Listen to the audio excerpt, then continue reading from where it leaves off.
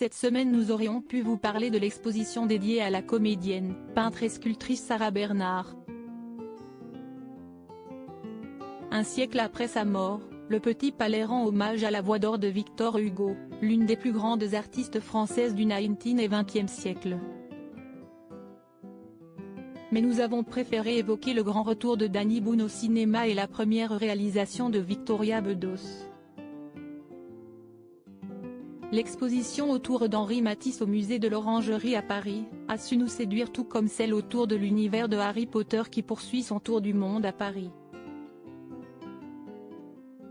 Le nouveau livre politique de Ludovic Vigogne Les 100 jours, nous a, enfin, ravis en nous entraînant dans les coulisses du début de deuxième quinquennat d'Emmanuel Macron. Cinéma la vie pour de vrai Danny Boone, retour gagnant. Trident Lagache, Danny Boone, est un enfant du Club Med.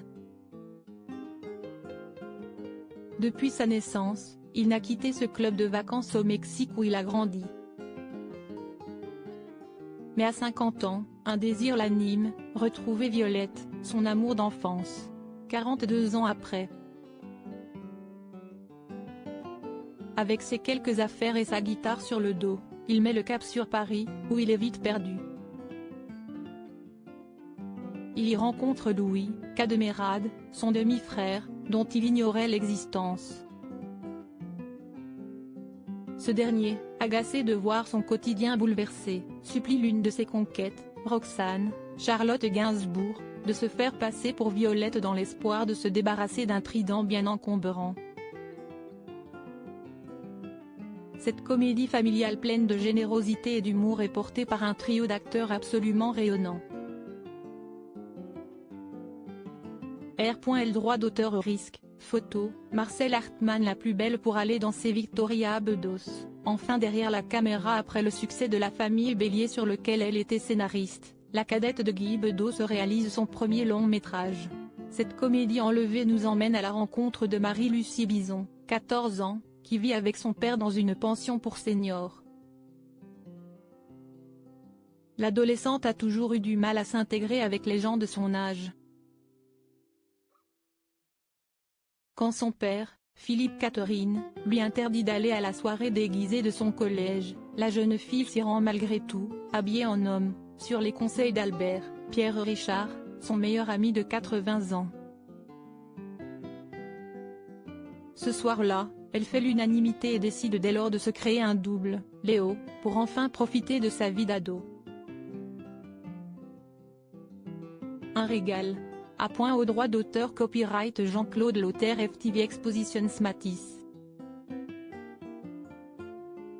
Cahiers d'art, le tournant des années 30. Une pause salutaire en 1930, Henri Matisse quitte la France pour voyager à Tahiti.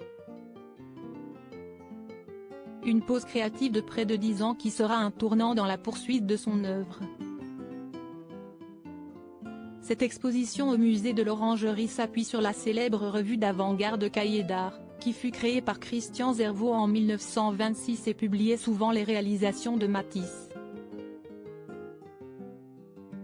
Elle offre un focus sur cette période décisive et pourtant peu abordée dans les diverses expos dédiées à l'artiste. Plus encore, elle réunit un ensemble d'œuvres de cette période jusqu'ici très rarement exposées en France, pour le plus grand plaisir des amateurs d'art.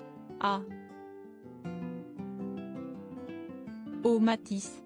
Cahiers d'art, le tournant des années 30 est à découvrir au musée de l'Orangerie, Jardin des Tuileries, 75 001, jusqu'au 29 mai prochain. Droit d'auteur graphisme L. Richard, C. Lachmanan, direction de la communication, IPMO Harry Potter, l'exposition Paris accueille Poudlard la magie débarque à Paris. Ce 21 avril, Harry Potter, l'exposition investit la ville lumière, porte de Versailles. Après avoir conquis les habitants de Philadelphie, Atlanta et Vienne, c'est au tour des fans français de pouvoir se plonger dans cet univers féerique. Cette exposition immersive de 3200 m², nous embarque grâce aux véritables costumes, accessoires et décors emblématiques de la saga. L'occasion de tout oublier pendant quelques heures aux côtés du plus connu des sorciers. R.L. Harry Potter, l'exposition jusqu'au 1er octobre à Paris Expo Porte de Versailles, une place. De la Porte de Versailles, 75015 droit d'auteur JKR. Livré le 100 jours Macron côté coulisses. Il est rare qu'un livre politique se dévore comme un polar. Et pourtant, Ludovic Vigogne signe un récit haletant sur le passage à vide qu'a connu le président de la République après sa réélection en 2022. On y croise un Nicolas Sarkozy jamais en reste d'une formule assassine, un François Bayrou inlassablement à la manœuvre, un Édouard Philippe en embuscade et une Brigitte Macron, soucieuse, toujours prête à défendre les intérêts de son époux. Il faut lire les 100 jours pour mieux comprendre ce qui va se jouer dans les 100 jours annoncés cette semaine par Emmanuel Macron pour donner un nouveau cap à la France. C'est Les 100 jours, bouquin, de Ludovic Vigogne.